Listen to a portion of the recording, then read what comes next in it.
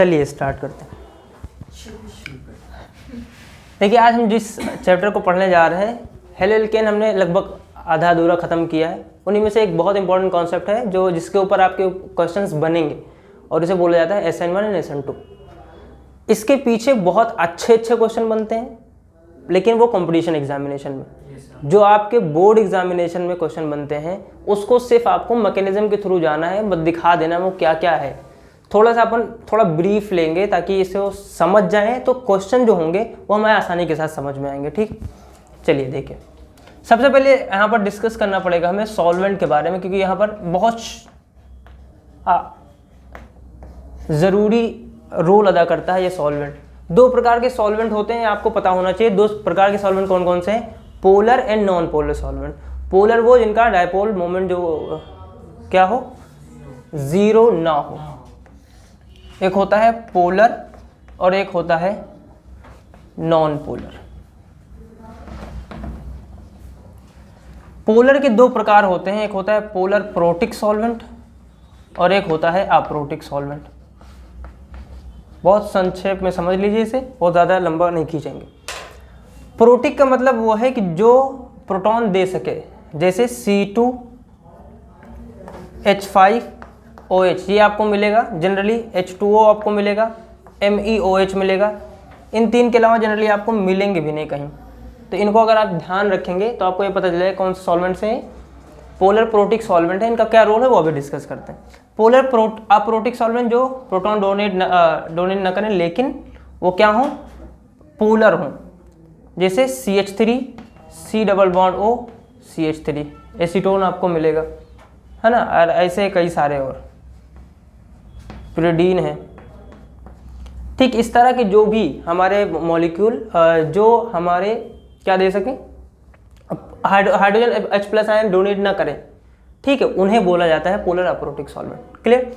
अब इनका रोल क्या है, किस वजह से ये ज़रूरी है, यही सबसे इंपॉर्टेंट पॉइंट है, क्योंकि हमें मैकेनिज्म अगर समझना है तो इनका समझना बहुत ज़रूरी है कि किस वजह से ये इंपॉर्टेंट है हमारे लिए। ज़रूरी इस वजह से कि जो पोलर प्रोटिक सॉल्वेंट होता है, आप इसको पाएंगे कि ये कैटायन और एनायन दोनों को क्या करेगा, सॉल्वेट करेगा। कैटायन एनायन दोनों को सॉल्वेट करेगा। इसका मतलब ये है कि उनका साइज बढ़ा देगा।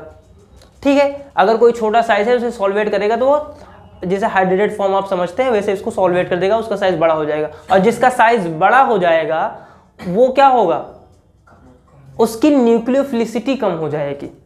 इसका मतलब कि अगर उसे अटैक करना होगा तो थोड़ा लेट अटैक करेगा। लेजी आदमी आप समझ लीजिए, एक ऐसा आदमी जो फुर्तीला हो, जैसे आप लोगों ने देखा होगा ज़िंदगी में अमूमन कैसे आदमी जो जिम विम करते हैं, बढ़िया एकदम फिट फाट हैं, वो कैसे आसानी के साथ कहीं भी मूव कर सकते हैं। लेकिन एक एकदम आदमी खाना खाए और बिस्तर पर बैठे हैं तो वो क्या कर पाएंगे, तो वैसे आदमी हो जाता है और वैसे ये बनाता है पोलर प्रोटिक सॉल्वेंट। तो अगर हमें किसी रिएक्शन मैकेनिज्म में हमें किसी न्यूक्लियोफाइल को कमज़ोर करने की ज़रूरत पड़ेगी तो हम वहाँ पर यूज़ करेंगे पोलर प्रोटिक सॉल्वेंट। वो क्या करेगा, न्यूक्लियोफाइल को कमज़ोर करेगा। पोलर अप्रोटिक सॉल्वेंट सॉल्वेट्स ओनली किसको, कैटायन को, एनायन को नहीं करता है। तो इस वजह से वो उसकी न्यूक्लियोफिलिसिटी अगर ज़्यादा है तो ज़्यादा ही रहेगी, कम है तो कम रहेगी। ठीक है, उसका सॉल्वेंट का रोल ये होगा कि अगर पोलर अप्रोटिक सॉल्वेंट है तो न्यूक्लियोफाइल को स्ट्रांग बनाएगा। न्यूक्लियोफाइल को स्ट्रांग बनाएगा मतलब हमें जब भी कभी मैकेनिज्म के अंदर, किसी रिएक्शन मैकेनिज्म के अंदर हमें क्या चाहिए, स्ट्रांग न्यूक्लियोफाइल की ज़रूरत पड़ेगी, तो हम कौन सा सॉल्वेंट लेंगे, पोलर अप्रोटिक सॉल्वेंट लेंगे। That's clear, fine. अब आपको समझ में आएगा कि क्यों हम ऐसा बोल रहे हैं। देखिए हमें दो मैकेनिज्म पढ़नी है, एक है SN1, दूसरी पढ़नी है SN2। पहले SN1 डिस्कस करते हैं, इसको पहले समझिए SN1 क्यों बोला जाता है। इसका नाम है unimolecular nucleophilic substitution reaction. Unimolecular nucleophilic substitution reaction, इसे समझते हैं थोड़ा सा।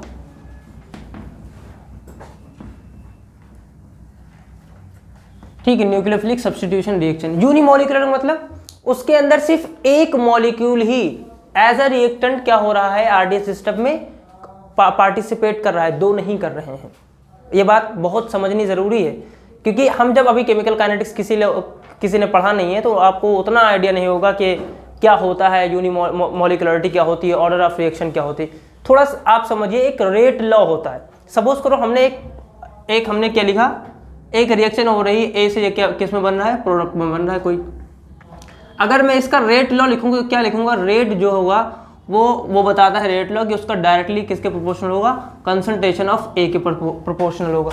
और इसकी स्टोइकोमेट्रिक कोएफिशिएंट की पावर जो भी होगी उसको हम रेज कर देंगे एलिमेंट्री रिएक्शंस में। बात समझ में आ रही? ये जो पावर है इसी को बोला जाता है ऑर्डर ऑफ रिएक्शन, इसी को बोलते हैं ऑर्डर ऑफ रिएक्शन। ठीक है, अगर यहाँ पर 2 हो रहे होते रिएक्टेंट पार्टिसिपेट कर रहे थे ए और बी, तो उनका ऑर्डर हो जाता 2। ठीक है, या जैसा भी होगा ऐसे ही सिमिलरली।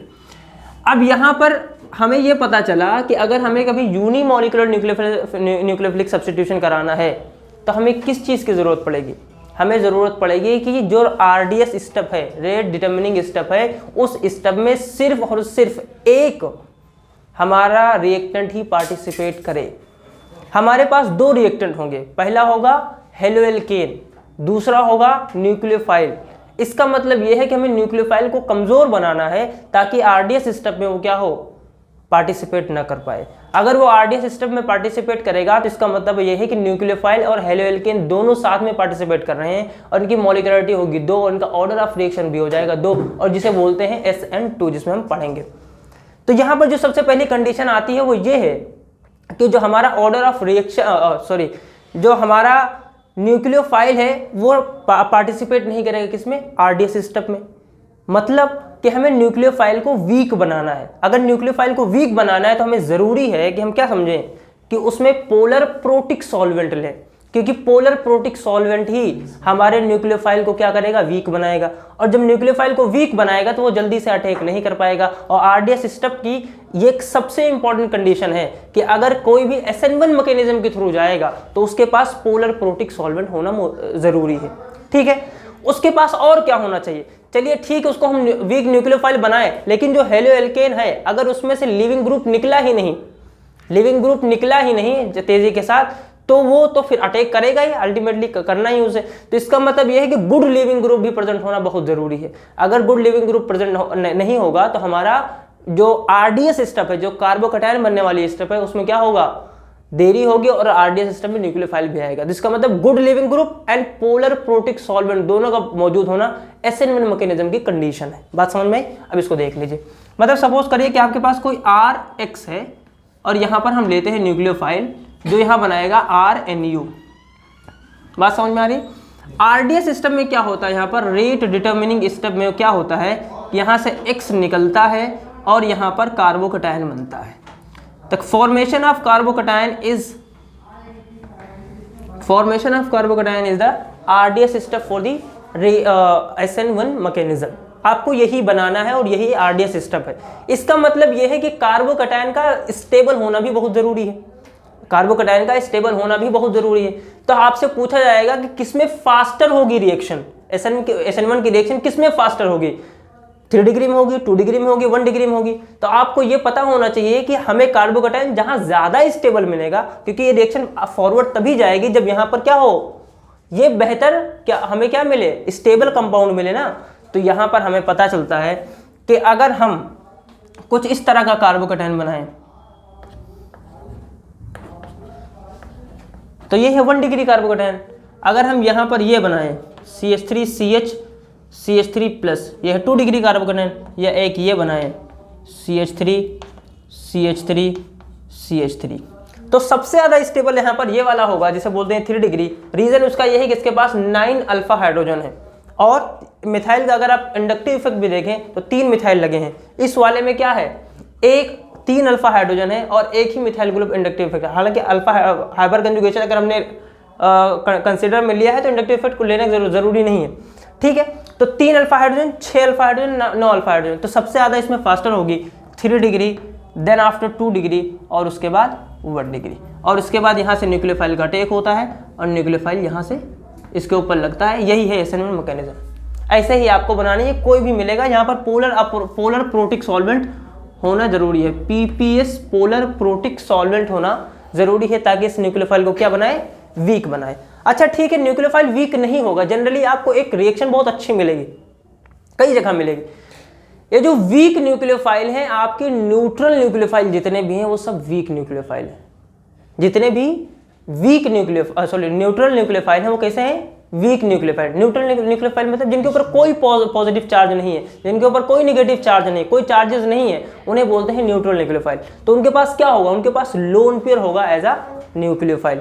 और वो क्या होते हैं, जनरली सॉल्वेंट मॉलिक्यूल होते हैं। सपोज करिए NH3 है तो इसके पास लोन पेयर है, H2O है तो इसके पास लोन पेयर है, C2H5OH है तो इस O के पास लोन पेयर है। जब ये लोन पेयर अटैक करेंगे तो इसमें भी अगर आपको सिर्फ सॉल्वेंट दिया हो, अगर आपको सिर्फ सॉल्वेंट दिया हो, सपोज करो कोई रिएक्शन दी है इस तरह CH3 CHBr और CH3, इसकी रिएक्शन बोल दी है कि भाई MEOH से कराना है। आप बताइए, MEOH कोई न्यूक्लियोफाइल नहीं है जो डायरेक्ट इस पर क्या करेगा, अटैक करेगा और यहाँ से क्या क्या कर ले, OMe लगा दे, नहीं है, क्योंकि ये सॉल्वेंट है। और जब सॉल्वेंट का करवाएंगे तो हम यहाँ Br जानते हैं क्या है, एक अच्छा लिविंग ग्रुप है। यहाँ से हम बनाएंगे कार्बोकटायन, और ये कार्बोकटायन बनाने के बाद हम इसके ऊपर क्या बनाएंगे, MEOH का अटैक कराएंगे और यहाँ बनेगा CH3 CHOMe CH3। आप बोलेंगे सर जी दोनों तो क्या है, सेम प्रोडक्ट है, लेकिन दोनों सेम प्रोडक्ट अभी दिख रहे हैं। यहाँ पर अगर कभी यहाँ पर रीअरेंजमेंट का मौका है तो ये सेम प्रोडक्ट नहीं बनेगा, क्योंकि SN2 में रीअरेंजमेंट नहीं होता है, लेकिन SN1 में कार्बोकटायन बनने के बनता है, इस वजह से उसमें रीअरेंजमेंट होता है। बात समझ में आ रही? इस वजह से आपको ध्यान रखना है, कभी भी अगर आपको सिर्फ सॉल्वेंट मॉलिक्यूल दिया है, सिर्फ सॉल्वेंट दिया है, तो आपको ये समझना है कि वो रिएक्शन किस तरह जाएगी, SN1 मैकेनिज्म के थ्रू जाएगी। बात समझ में आई? इतना ही आपको थ्योरी याद रखनी है, इतनी ही समझनी है। ये लिख लिया आप, तो पढ़िए।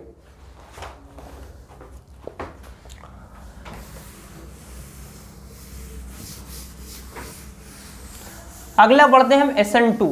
SN2 का मतलब ये है कि उसके पास रिएक्टेंट में कितने स्पीशीज हों, दो, एक RH और एक NU, मतलब न्यूक्लियोफाइल।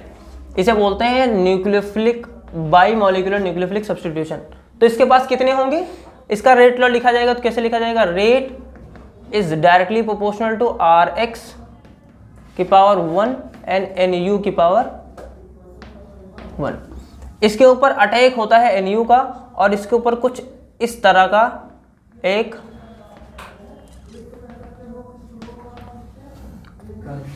ट्रांजिशन स्टेट बनता है, और यही इसका क्या है, रेट डिटर्मिनिंग स्टेप है। RDS इसका यही है। जब इसका RDS यही है तो इसका मतलब ये है कि RDS के अंदर न्यूक्लियोफाइल भी आ रहा है, इस RDS के अंदर क्या आ रहा है, हेलोएल्केन भी आ रहा है। तो इसके पास कितने मॉलिक्यूल हुए पार्टिसिपेट करने वाले, दो। इसकी ऑर्डर ऑफ रिएक्शन भी क्या होती है, दो होती है। इस वजह से बोला जाता है SN2 मैकेनिज्म। अगर इस न्यूक्लियोफाइल का अटैक डायरेक्ट हो रहा है, इसका मतलब यह है कि अगर इसे भीड़ भाड़ मिलेगी तो वहां पर अटैक कर पाएगा तेजी के साथ। तो जितनी कम भीड़ भाड़ हो, कम भीड़ भाड़ कहाँ होती है, तो इसका रेट सबसे फास्टर होता है 1 डिग्री में, और उसके बाद होता है 2 डिग्री में। और आप ध्यान देना कभी भी 3 डिग्री में SN2 नहीं होगा। आपके जितने भी अब तक के वो हैं उनमें 3 डिग्री में कभी भी SN2 पॉसिबल नहीं है। आपको ध्यान देना है कि ये कुछ नहीं होता है, इनमें हमें कुछ भी दिमाग नहीं लगाना। 3 डिग्री दिखे सीधा एलिमिनेशन कराना है। न्यूक्लियोफाइल आपको स्ट्रॉन्ग मिलेगा, मतलब वो बेस भी होगा, आपको हाइड्रोजन निकालना है, साथ में डिहाइड्रोहेलोजनेशन कराना है, जो E2 एलिमिनेशन में हम लोगों ने पढ़ा है। ठीक है, इस वजह से हमें करना। तो ये है, ये इस तरह बन जाएगा। यहां से X गायब होगा, -X, और यहां बनेगा RNU। अब एक इंपॉर्टेंट चीज ये है कि जब ये बन रहे हैं तो जरूरी तो ये नहीं है कि सिर्फ R इस तरह है, इनकी कुछ स्टीरियोकेमिस्ट्री भी होगी। स्टीरियोकेमिस्ट्री का मतलब क्या है कि इनका स्पेशियल अरेंजमेंट भी कुछ ना कुछ चेंज होगा। ठीक है, इन्वर्जन रिटेंशन का नाम भी सुना होगा सर जी, वो क्या है वो बता दो। तो stereochemistry of SN1 and SN2 क्या होता है वो देखिए पहले एक बार। स्टीरियोकेमिस्ट्री होती है, सपोज करिए कि आपके पास क्या है, एक फिशर प्रोजेक्शन में बनाता हूं, यहां पर X लगा है, यहां Me है, यहां H है, यहां C2H5 है। इसकी रिएक्शन में करा रहा हूं H2O के साथ। अब आपको सीधा पता चल रहा है कि H2O के साथ अगर रिएक्शन होगी तो ये क्या है, वीक न्यूक्लियोफाइल है। वीक न्यूक्लियोफाइल है तो किस मैकेनिज्म के थ्रू जाएगा, SN1 के थ्रू जाएगा। SN1 के थ्रू जाएगा तो मतलब सबसे पहले स्टेप में क्या होगा, ये रिमूव होगा, और यहाँ पर क्या बनेगा, कार्बोकटायन बनेगा। Me H यहाँ पॉजिटिव और यहाँ पर C2H5। अब जब इस पर हम H2O का अटैक करवाएंगे तो इस H2O के पास जगह है दो, वो कौन कौन सी, ये चाहे तो इस तरफ से आए अटैक करे और ये चाहे तो इस तरफ से आए अटैक करे। तो इसके पास दोनों चांसेस जो हैं वो 50-50% है। तो इसके 50-50% बनते भी हैं। ये इधर आएगा और इधर एक बार लगाएगा OH MEHET और प्लस क्या बनाएगा, इधर OH बनाएगा MEHET। इसका मतलब ये है कि अगर हम इसको देखें और इसको देखें, ये तो ऐसा लग रहा है सेम है, जहां से X हटा तो वहीं लग गया है। इसका मतलब इसका होता है 50% रिटेंशन, ठीक है। और इसका मैं देखूं तो ये क्या हो रहा है, इन्वर्जन हो रहा है। तो 50% रिटेंशन एंड 50% इन्वर्जन, और मैं दोनों को देखूं तो मुझे पता चल रहा है कि दोनों ऑप्टिकली एक्टिव हैं। इसका मतलब अगर ये D होगा तो दूसरा वाला L होगा। तो D और L की अगर मात्रा, अगर उनका इक्विमोलर अमाउंट में हो तो उन्हें बोला जाता है, आपस में कैसे होंगे, ये दोनों कंपाउंड आपस में ऑप्टिकली इनएक्टिव होंगे ड्यू टू इंटरनल कंपनसेशन। दोनों का सम जो है वो उस वजह से, ये जितना प्लस में जाएगा उतना ये माइनस में जाएगा। बात समझ में आई? इस वजह से इनका ये optically total as a whole ये क्या होंगे, ऑप्टिकली इनएक्टिव। ऐसे कंपाउंड को बोला जाता है व्हाट, मीजो। ऐसे कंपाउंड को क्या बोला जाता है, रेसमिक मिक्सचर को बोला जाता है।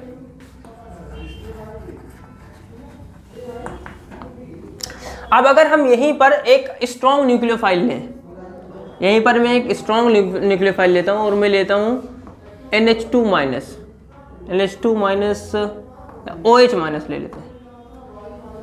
अब क्योंकि ये नेगेटिवली चार्ज स्पीशीज है, नेगेटिवली चार्ज स्पीशीज काफी स्ट्रॉन्ग न्यूक्लियोफाइल होता है, तो ये सीधा कैसे अटैक कर रहा है हमें पता है कि ये दोनों वन स्टेप प्रोसेस है। तो ये यहीं पर अटैक करेगा और इसकी सिर्फ जो प्रोडक्ट बनेगा वो ये प्रोडक्ट बनेगा। इसका मतलब ये है कि इसका 100% क्या होता है, इन्वर्जन होता है। SN2 मैकेनिज्म में 100% क्या होगा, इन्वर्जन होगा। और किसमें, SN1 में 50% रिटेंशन 50% इन्वर्जन, टोटल रेस्पिक मिक्सचर, और इसके अंदर वॉल्डेन इन्वर्जन पाया जाता है। यही है SN1 और SN2 का पूरा ढांचा। बात समझ में आ रही है? इसे इरेज करते हैं, आगे बढ़ते हैं हेलोएरियंस।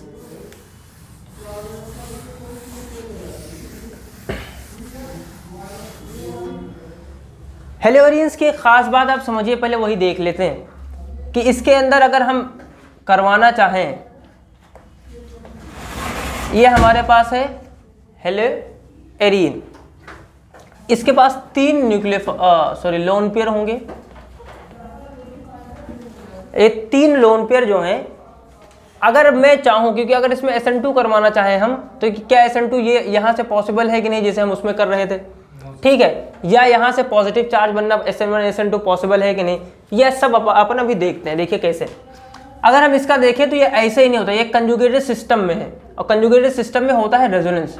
तो ये जाएगा इधर और ये बनेगा ऐसे।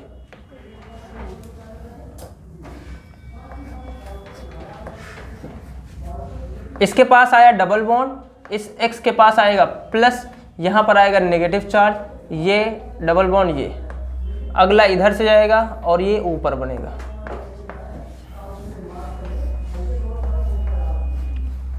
ये डबल बॉन्ड वैसे ही, इसके ऊपर पॉजिटिव चार्ज, यहाँ पे डबल बॉन्ड बनेगा, यहाँ नेगेटिव चार्ज, यहाँ, और फिर इसके बाद ये बॉन्ड फिर इस तरह टूटेगा। ये डबल बॉन्ड X प्लस और यहाँ पर नेगेटिव चार्ज, ये फिर इधर और फिर इधर, ये बनेगा कुछ ऐसा। अगर हम देखें तो ये जितने बने ये कैनोनिकल स्ट्रक्चर्स हैं, और इसका रेजोनेंस हाइब्रिड अगर हम बनाएं तो रेजोनेंस हाइब्रिड कैसे बनेगा, यहाँ पर X, इसके ऊपर देखिए पूरे में डेल्टा पॉजिटिव चार्ज था, तो इसके ऊपर डेल्टा पॉजिटिव। अगर हम देखें तो ये जो पाई बॉन्ड है ये कैसा हो रहा है, घूम रहा है, तो इसका पूरे में लोकेट हो रहा है। यहाँ पर डेल्टा नेगेटिव आ रहा है, यहाँ पर डेल्टा नेगेटिव आ रहा है, यहाँ पर डेल्टा नेगेटिव आ रहा है। बात समझ में आ रही? और इसके पास आ रहा है पार्शियल डबल बॉन्ड कैरेक्टर, ये है पार्शियल डबल बॉन्ड कैरेक्टर। इस पार्शियल डबल बॉन्ड कैरेक्टर की वजह से यहाँ से SN2 मैकेनिज्म होना पॉसिबल नहीं है आसानी के साथ। ये जब होता है तो काफ़ी हाई टेम्परेचर और हाई प्रेशर देना पड़ता है, तब ये होता है, और इस प्रोसेस को बोला जाता है डाउस प्रोसेस। ठीक है, अभी अपन आगे पढ़ेंगे। इसके ऊपर अगर हम चाहें कि SN1 मैकेनिज्म करवाएं तो क्यों नहीं होगा वो देखिए। अगर हम देखें तो अगर हम यहाँ पे SN1 मैकेनिज्म कराएं तो यहाँ पर आएगा पॉजिटिव चार्ज, और ये पॉजिटिव चार्ज स्टेबल नहीं है, क्योंकि जैसे जैसे परसेंटेज एस करेक्टर बढ़ता है इलेक्ट्रोनेगेटिविटी बढ़ती है, और जैसे जैसे इलेक्ट्रोनेगेटिविटी बढ़ेगी उसके ऊपर पॉजिटिव चार्ज स्टेबल अनस्टेबल होगा। तो इस जगह पर यहाँ पर पॉजिटिव चार्ज स्टेबल नहीं होता है, इस वजह से SN1 मैकेनिज्म भी नहीं होगी। तो ये एक अलग तरीके का शो करेंगे कि किस किस तरीके के होंगे, इनके पास किस तरह होगा। अगर हम यहाँ पर देखें तो ऑर्थो और मेटा पोजीशन पे इनके पास क्या हो रहा है, इलेक्ट्रॉन डेंसिटी बढ़ रही है। ऑर्थो एंड मेटा पोजीशन पे इनकी इलेक्ट्रॉन डेंसिटी बढ़ने की वजह से ये इलेक्ट्रोफिलिक एडिशन रिएक्शन शो करते हैं। कैसे रिएक्शन शो करते हैं, इलेक्ट्रोफिलिक एडिशन रिएक्शन शो करते हैं। वो अपन देखेंगे, उसके 4-5 एग्जांपल है, लेकिन ये बनते कैसे हैं। उस वाले में एस कैरेक्टर कितने परसेंट होगा? परसेंटेज sp2 है, वो sp2 का कितना होता है, 33%। तो उतना ही होगा। ठीक है, अब ये बनते कैसे, इनकी प्रिपरेशन देख लीजिए। उससे इतना ज़्यादा क्वेश्चन आता है, लोग परेशान ही हैं, क्योंकि सैंड मेयर ये वो फलान। देखिए, preparation of हेलोएरिन्स, preparation of हेलोएरिन्स।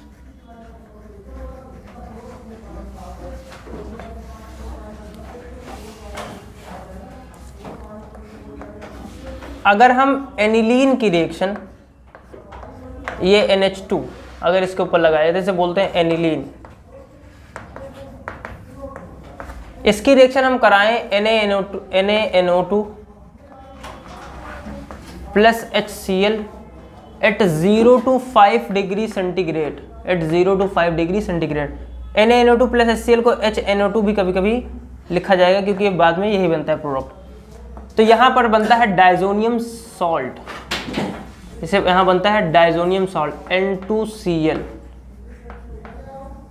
N2 plus Cl minus, इसे बोलते हैं डाइजोनियम सॉल्ट।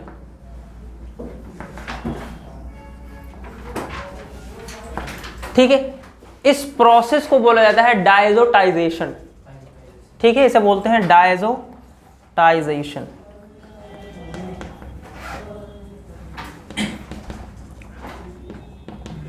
अब इसकी रिएक्शन अलग अलग तरह से होती है, और यही आपको याद रखनी। देखिए, इसकी रिएक्शन अगर हम कराएं Cu in the presence of HCl या Cu in the presence of HBr, तो HCl के केस में Cl लगेगा, Br के केस में Br लगेगा, और इस रिएक्शन को क्या बोलते हैं, यहाँ लगेगा Br या HCl, इसे बोलते हैं गैटरमैन रिएक्शन।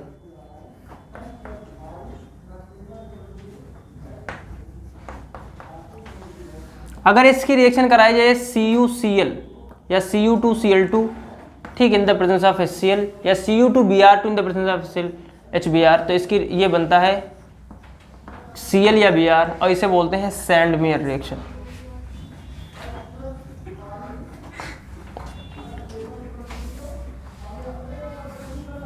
अगर इसकी रिएक्शन कराई जाए HbF4, बाद में हीट किया जाए, तो यहाँ पर बनता है F, और इसे बोलते हैं बाल्ज-शीमन रिएक्शन।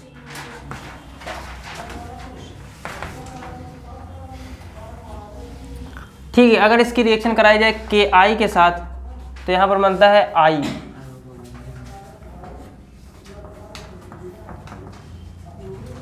अगर इसकी रिएक्शन हम कराएं C2H5OH के साथ या H2O के साथ, तो यहाँ पर बनता है फिनॉल। अगर इसकी रिएक्शन कराई जाए H3PO2 के साथ, तो यहाँ पर क्या बनेगा, बेंजीन रिंग। इतनी रिएक्शन आप इसके साथ याद कर सकते हैं जो आपके काम आएंगे। सबसे इंपॉर्टेंट रिएक्शन यही दो हैं जो ऊपर वाली लिखी हैं, इन्हीं में से क्वेश्चन पूछे जाएंगे।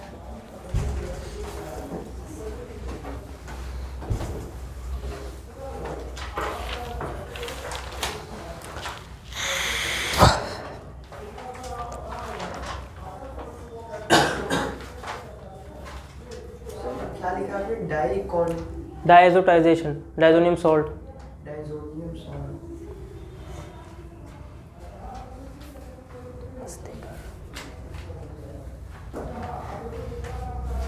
सो बाकी सबका नाम नहीं है? नहीं, होगा तो पूछा नहीं जाता। ठीक है, एक मिनट।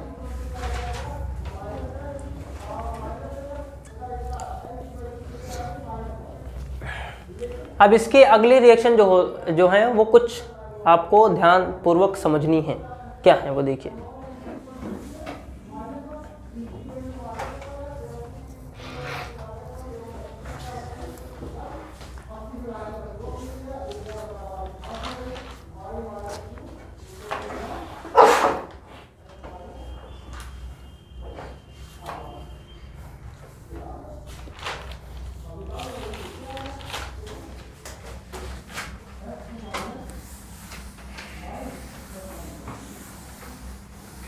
ठीक, देखिए एक चीज और समझिए यहाँ पे, इसे बोलते हैं टॉलीन।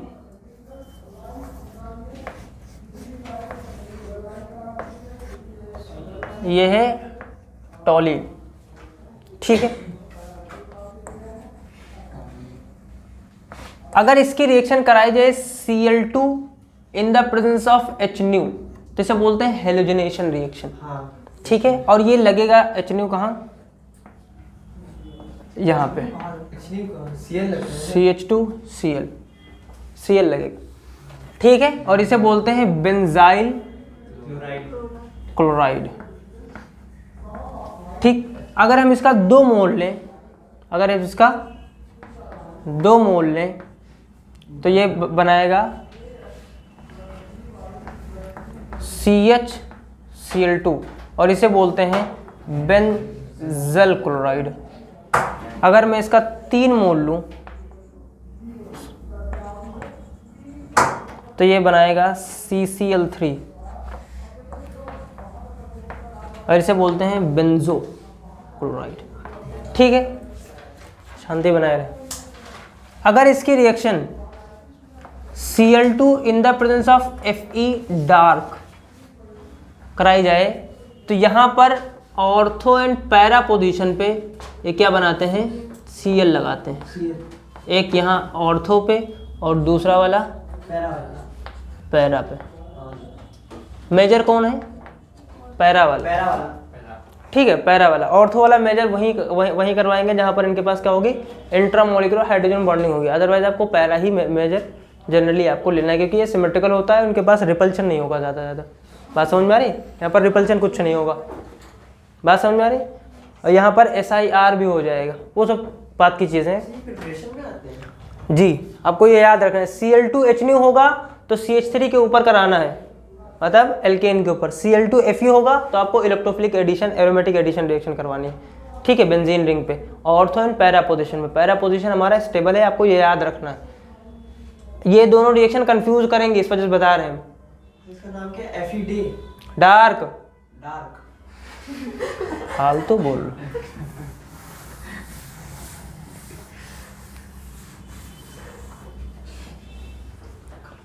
एक मिनट उसे बंद कर। चलिए, अब एक और है बेंजीन का। अगर हम क्या कराएं, इसके साथ रिएक्शन कराएं Cl2 की in the presence of AlCl3 तो AlCl3 क्या करेगा, यहाँ पर Cl लगा देगा।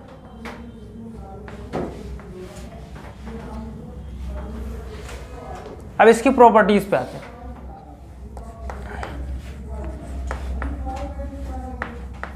प्रॉपर्टीज में कुछ रिएक्शन बहुत ज़्यादा इंपॉर्टेंट है, कुछ तो कम, लेकिन उसे सबसे ज़्यादा इंपॉर्टेंट है, उसे बोलते हैं फ्रीडल क्राफ्ट रिएक्शन।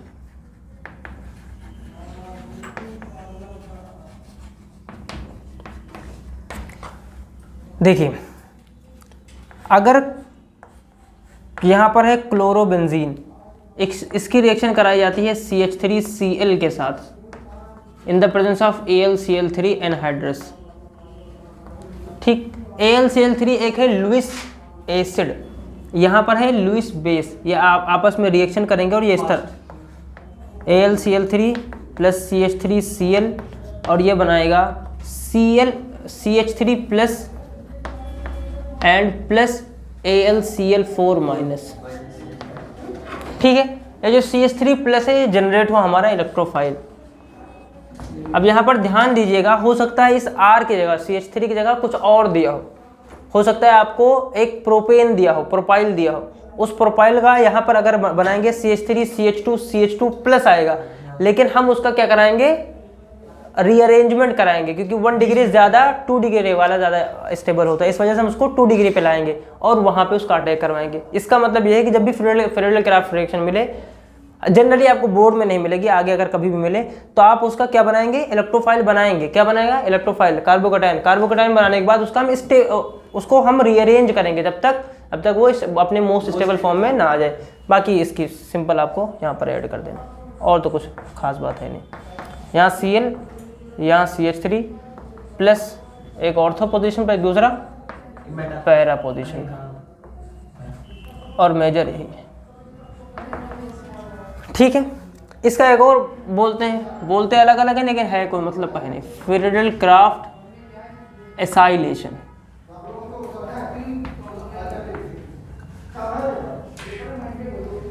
ठीक है, इसमें क्या होता है, यहाँ पर अगर हम क्लोरोबेंजीन लिए और यहाँ पर है CH3C डबल बॉन्ड OCl, ठीक है, यह है एसाइल ग्रुप बोला जाता है इसे।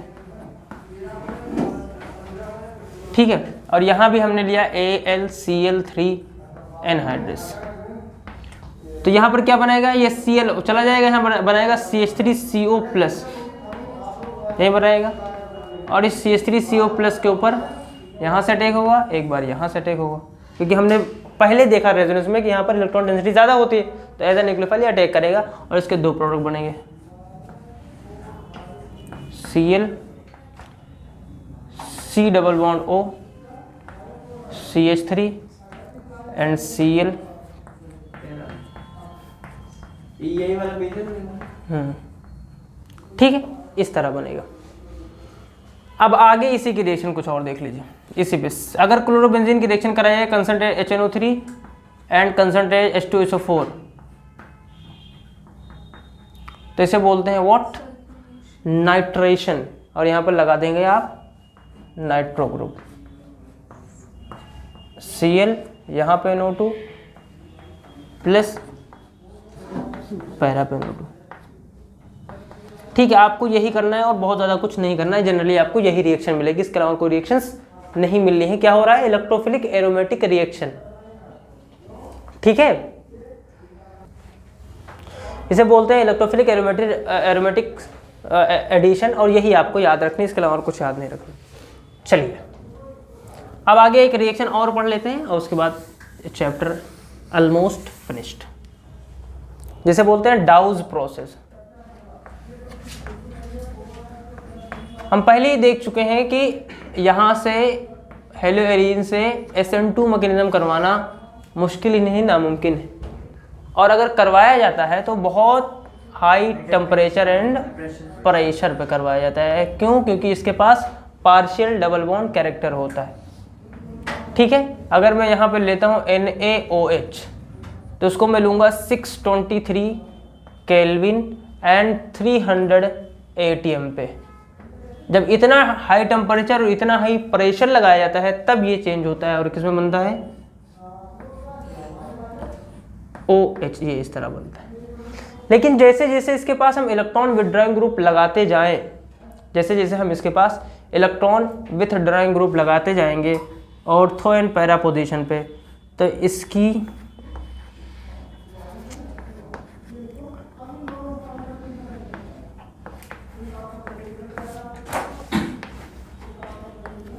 ठीक है, तो इसे हम अगर सिर्फ वार्म कर दें, सिर्फ अगर हम गर्म कर दें, तो ये बन जाता है हमारा 2,4,6 ट्राई नाइट्रोफिनॉल, और इसे बोला जाता है पिक्रिक एसिड। ये है 2,4,6 ट्राई नाइट्रोफिनॉल, सिर्फ गर्म कर दें, क्योंकि इस इलेक्ट्रॉन विथड्रॉइंग ग्रुप की वजह से ये रिएक्शन बहुत ईजिली हो जाती है, और इसे बोलते हैं पिक्रिक एसिड। ध्यान दें, और इस पूरे चैप्टर में लगभग और कुछ नहीं है, यही आपको याद करके जाना है। सॉरी, एक और रिएक्शन जिसे बोलते हैं फटिग।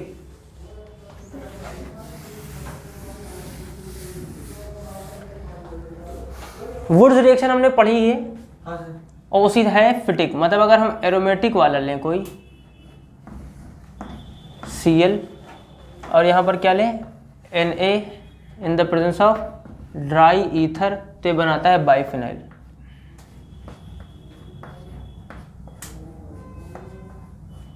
ठीक है, इसे बोलते हैं फिटिक रिएक्शन। और अगर एक हम लें एरोमेटिक और दूसरा लें क्या एलिफैटिक, तो उसे बोलते हैं Wurtz Fittig reaction. Wurtz Fittig reaction कैसे होगा देखिए, एक हम ले रहे हैं यहाँ पर Cl क्या क्लोरोबेंजीन, ठीक है, और दूसरा ले रहे हैं CH3Cl। हमने पहले बताया था वुड्स रिएक्शन में कि ये कैसे होता है, किस रिएक्शन के थ्रू, किस मैकेनिज्म के थ्रू जाता है, ये जाता है व्हाट फ्री रेडिकल मैकेनिज्म। तो यहाँ भी फ्री रेडिकल बनाइए और यहाँ भी फ्री रेडिकल बनाइए और इन दोनों को आपस में जोड़ दीजिए। इन दोनों को आपस में जोड़ेंगे तो बन जाएगा कपलिंग, बन जाएगा टॉलीन। तो जनरली अगर हमें कुछ भी बनाना हो तो इस तरह भी हम बना सकते हैं। सर ऊपर वाले जो फिटिक का, फिटिक वाले में क्या है कि हम इसी का 2 मॉलिक्यूल ले रहे हैं, ठीक है, किसका एरोमेटिक का। अगर हम 2 मॉलिक्यूल एलिफेटिक का लेंगे तो उसे बोलते हैं वुड्स। अगर 2 मॉलिक्यूल किसका लेंगे एरोमेटिक का तो उसे बोलेंगे फिटिक, और दोनों को अगर कंबाइन कर देंगे तो उसे बोलते हैं वुड्स फिटिक रिएक्शन। तो ये ठीक है, होपफुली कोई रिएक्शन बची नहीं होगी।